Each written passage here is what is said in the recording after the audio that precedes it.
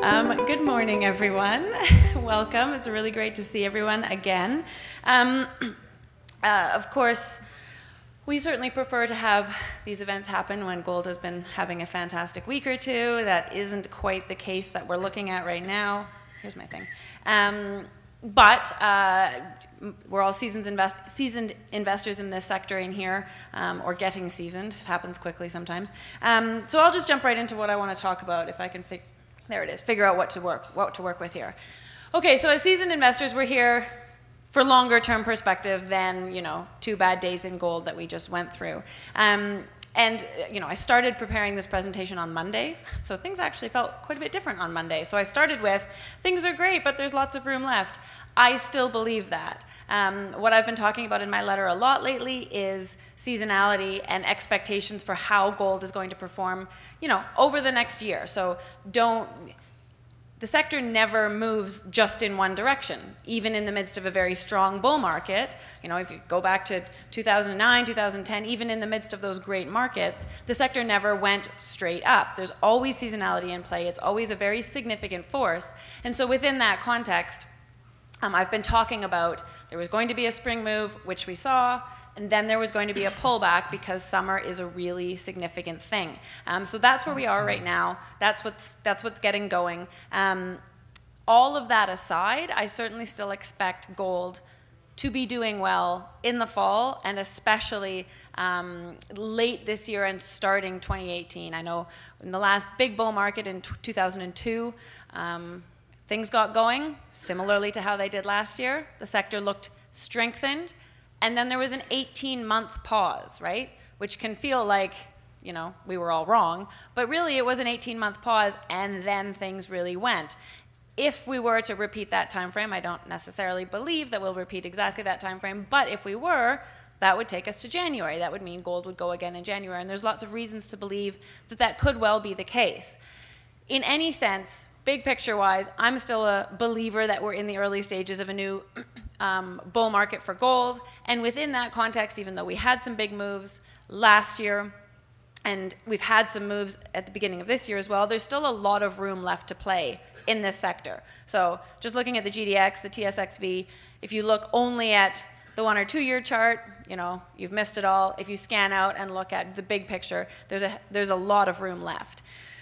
This is what I got into already. So golden patterns. Gold is a very pattern-based trade. If we want to look at the gold bull market, establishing a bull market requires a basic thing, higher highs and higher lows. We have achieved that so far. Of course, it's a bit easy to say that because the pattern is still so young that you only have to hit sort of 2 points and then you've created a pattern. So we're in that pattern at this point. It's working. To sustain that pattern, what we need to do is get through the summer, hopefully without going before that November, the low that we hit in November, which was 1126, and then after the summer doldrums to get up again. And whether we get up in the fall or whether it takes until after that 18-month pause in January to get up above the last high, which was, 1366, then we have further points on our pattern and makes it a much more sustainable pattern. But at this point, it works. At this point, we're in it. If we bring it in a little bit closer, seasonality, I've talked about this already. It's a really strong force. You usually have, to paint the picture broadly, the beginning of the year has 2 moves, one before PDAC and one after PDAC. And the downturn usually happens before the conference, despite everyone thinking that it happens after. It usually happens before. Then there's the summer doldrums, which are incredibly reliable. They happen all the time. Then there's usually a fall run, and then there's winter blues. So gold just does this every year. And the spring run is now over. It was a good move. We've had a good time with gold, even between PDAC and last week. Gold performed very well. Trump lobbing missiles at Syria helped. North Korea helped. But those are part of gold, right? That wasn't some exogenous event. That's part of what the gold market is, and we all know that. So now we're into the summer doldrums. Things are going to be sideways, down. Very difficult, of course, to know exactly what. But the summer might not last that long, and the reason is rate hikes. So I'll get to rate hikes in a minute. For now, if we want to look at gold and how it has moved of late, I mean, there's a lot of arrows in this chart. I just kind of wanted to outline the things that have been impacting gold, right? What's been making gold move recently?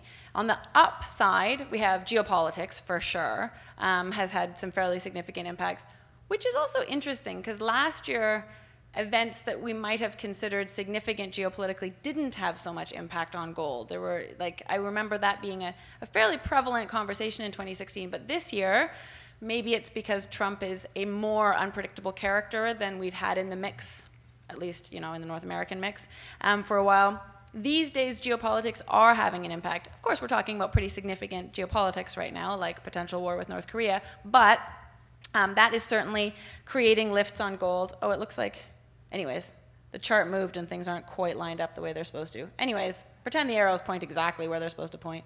And then, of course, gold also gains when we have weak economic data, when we actually get a rate hike, and with seasonality. And then gold generally falls on various aspects of certainty. So the French first ballot was an aspect of certainty. Gold didn't do well on that, and the euro gained. Trump optimism, again, whether that's certainty, optimism, paint it as you will. Strong economic data, and then expectation of rate hikes. There's the irony. So when people are expecting a rate hike, gold is definitely going down, and when the rate hike actually happens, gold goes up. And of course, seasonality. It's in both parts of the list. So those are sort of the forces that have been pushing the market around. If you want to put it into brief, we kind of have geopolitics versus economics within seasonality. But it's more complicated than that because the economic data has actually been pretty strange. So really what I'm predominantly seeing in the economic data, which is difficult to figure out in terms of what it's going to mean, is this data divergence. So we keep having soft data coming in very strong. So soft data is usually measures of confidence. So that one chart on the left is consumer confidence, and we're at sort of like a 196-month high for consumer confidence. That's a significant rating, right? And then you have hard data, and more generally, the hard data is coming in not very strong. Today we had a jobs report that was reasonable. So I'm not saying it's all weak. I'm not saying that the economy is terrible, but I'm just saying that it is relative to the soft data. The hard data is looking not very good. I mean, GDP now for Q1 came in at 0.2%. Like that's nothing. That's an economy that's not doing anything. Even the official number was only 0.7. Yes, the first quarter is usually weaker than the others. I get that. But 0.2 is very weak, especially relative to a 196-month high in confidence. So that divergence isn't brand new. It's persisted for months now, and it's strange. It has to resolve somehow. We can't keep being confident forever on data that doesn't support it. So that's an interesting aspect of the confusion that's around right now. But there are a lot of reasons, really, for uncertainty, and they span geopolitics to economics. You know, endless debate about the US bull market. I am not at all one to say that it has to end because it's gone on for so long. We've had lots of markets that have proven that theory very wrong. And have we entered any kind of euphoria stage yet? I don't know. But it is a very long-lived market. There's lots of ways to measure valuation that suggest that valuations are really darn high. And then we have everything to do with Trump. We have geopolitics, questions around inflation. I'll get to that in a moment. Questions around growth. And then the Fed with, is it actually going to end QE by stopping the bond reinvestment program? What impact would that have on liquidity and on confidence? So in the midst of all this uncertainty, and uncertainty by which I mean sort of the mixture in data, people not understanding how to respond, that the market's not necessarily understanding how to respond to that wide mixture in data, we have pretty reliably had investors turning to gold when things are confusing. And that, I think, is significant because gold is, everyone says that gold is a safe haven. Yes, but gold is only a safe haven when it makes sense, right? So gold isn't going to be a safe haven when real rates are really high because, you know, treasuries are a way better safe haven if you can get a bunch of money on treasuries. So gold is a safe haven when gold makes sense. And gold generally makes sense right now. And of course, the reason for that is real rates. Real rates have come up a bit in the last little while because of inflation tapering, so I'll get to that. But real rates are the driver for gold, right? Excuse me. So of course, real rates go low, fall or go negative when inflation outpaces nominal interest rates. So if your money value is being eroded more quickly than interest rates are rising. And of course, when they actually go negative, it costs money to hold on to dollars. So that doesn't make a lot of sense to anyone. No matter how much money you have that you're trying to sock away somewhere, if it's going to cost you to hold treasuries, I doubt you're going to put that money in treasuries.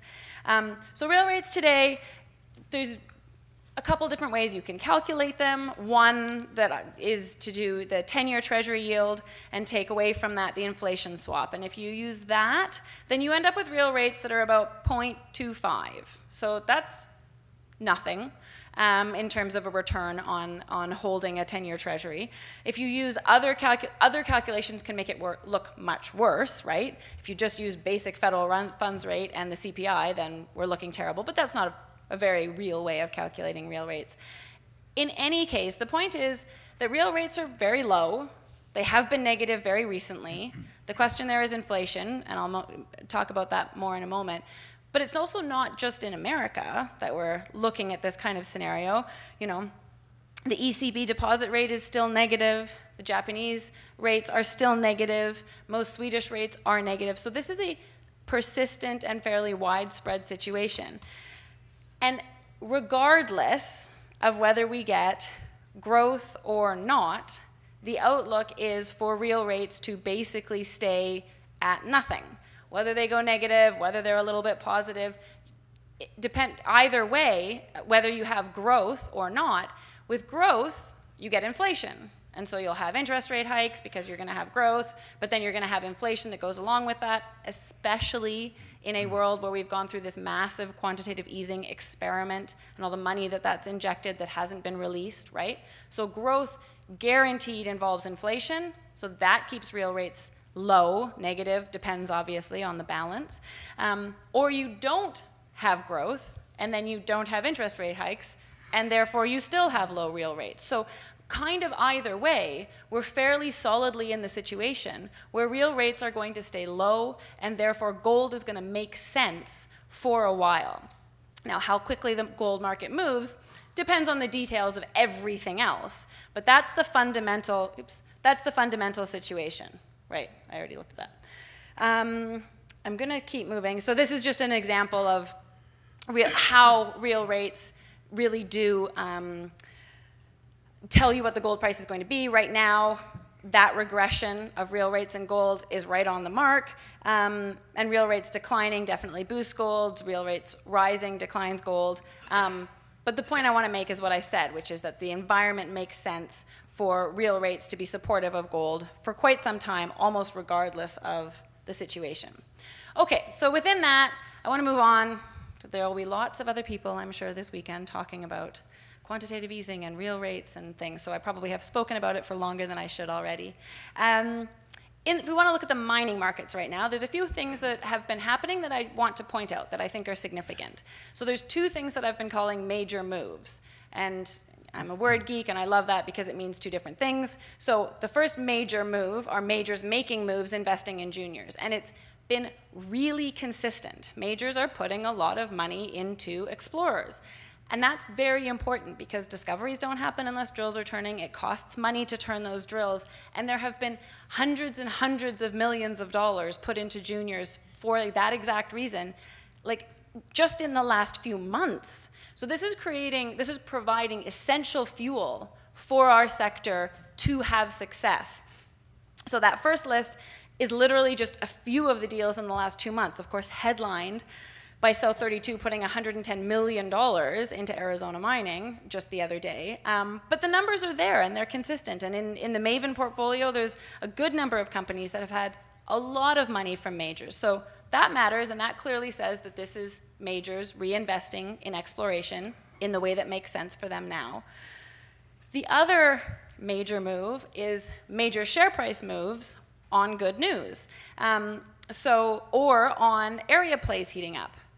18 months ago, the news out of Camino, or the news out of Erdene yesterday, or the news out of any news result out of Tinka, probably wouldn't have created any response. I'm going to say that 18 months ago, the market would have yawned and carried on. We had lots of examples of exactly that happening in 2015. These days, you can get huge share price moves on a strong whole. That says that there's a really engaged market out there.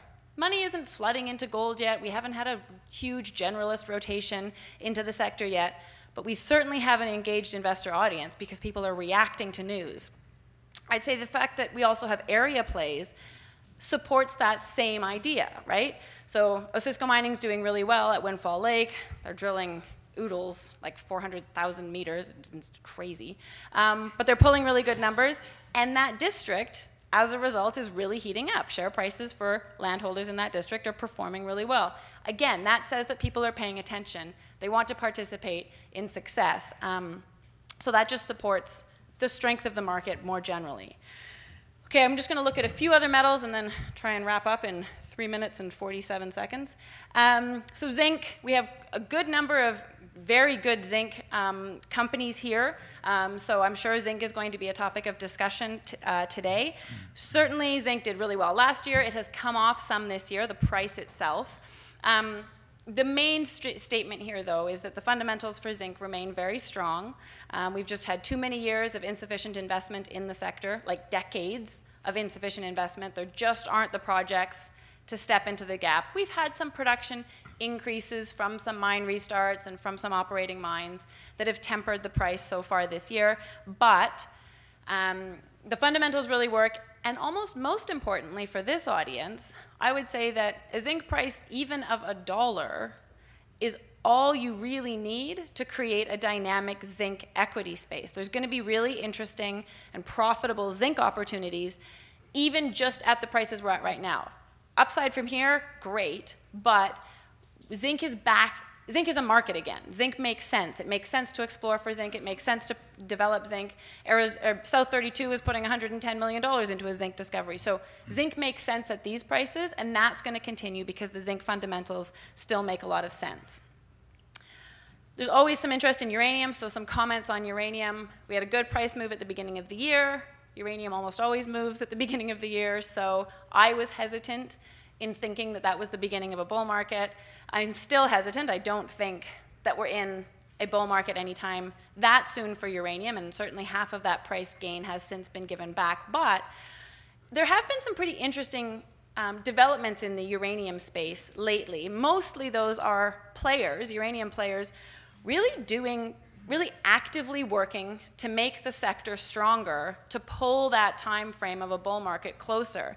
So Kazakhstan did its 10% cut, very significant. The Department of Energy is cutting back almost 1 million pounds a year of the uranium that it's selling into the spot market.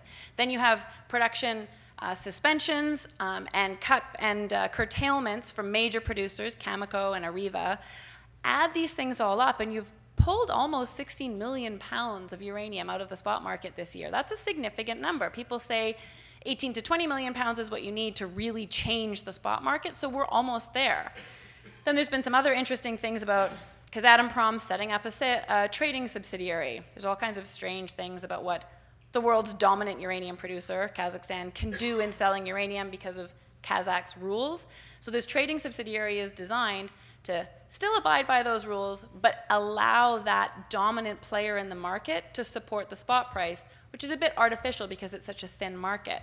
So anyways, there's just some really interesting things happening in uranium. I still don't see uranium moving anytime that soon, but I give some credit for sure to the players in the sector for some very clear and decisive moves to strengthen things and pull that time frame forward. Excuse me.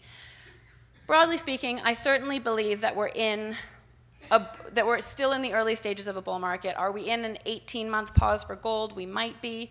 But the real rate story, to me, supports this sector very well going forward. The zinc story is strong. The copper story is developing. I really believe that in the long term, or in the next few years, we're looking at a strong sector. How do you participate? This audience is very familiar with this. I just outline this because there's two different ways that I talk about things in the letter. There's the market buys and sells in the letter. Clearly the flexibility there is you can enter and exit at will. You're not stuck holding a stock if something happens. Private placements, also great. You get that benefit of the warrant. And if you, like me, believe that we are in a market that is going to last for a few years and is going to be strong, warrants acquired today are going to be a very valuable thing in your portfolio. So that's fantastic. But you have to be willing to abide by the 4-month hold. So don't buy a stock if you want to flip the stock. You know, you have to focus on the warrant and hope that, and not be so concerned, because that free trade date can really impact share prices. And we've seen lots of examples of that in the market lately, especially in a new market where gains are still a newer thing. People see the gains and they sell into them. So free trade dates are really significant.